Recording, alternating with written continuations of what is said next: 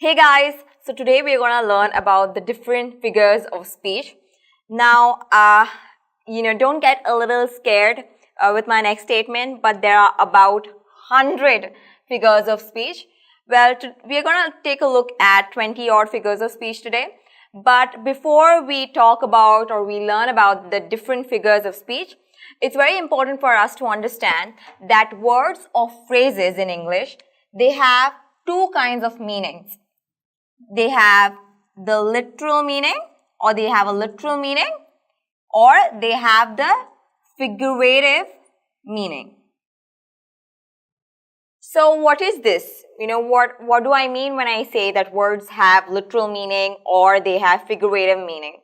Let's understand this with the help of this example.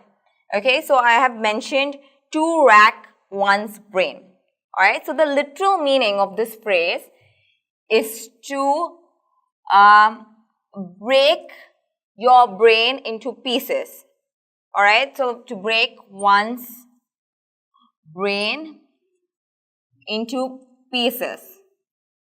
And that is the literal meaning. I know it's scary, but literally that is what this phrase means. Now let's look at the figurative meaning. So what is the figurative meaning of to rack one's brain? The figurative meaning is to take great effort, to remember something, So I can say, Joe really racked his brain to find the answer to the question. So to take great effort to remember something. This is the figurative meaning. This is the hidden meaning behind these words. So just to quickly summarize this, words or phrases in English, so they have two kinds of meanings, the literal meaning and the figurative meaning. So just to quickly clarify, figurative meaning is something that is implied, something that is hidden between the words, and we have to read between the lines here. We have to understand what the hidden meaning is because it won't just be given out there.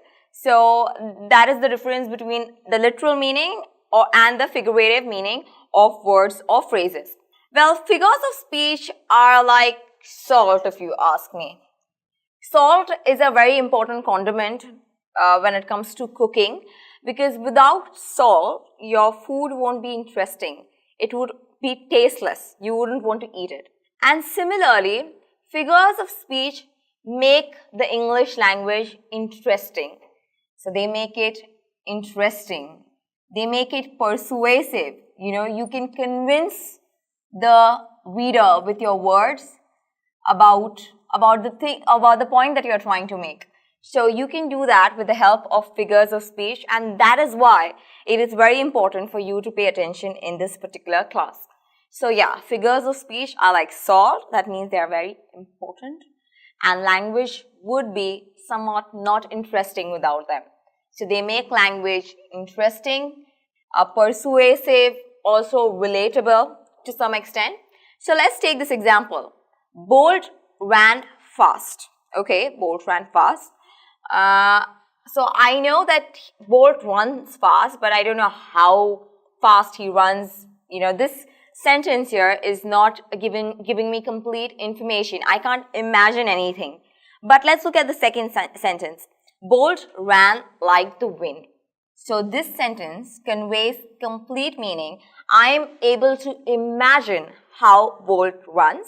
So this is exactly what figures of speech do. They make me imagine. I have a picture of Bolt running like the wind in my mind. So they make language more imaginative. So I hope you all understand the importance of figures of speech when it comes to the English language.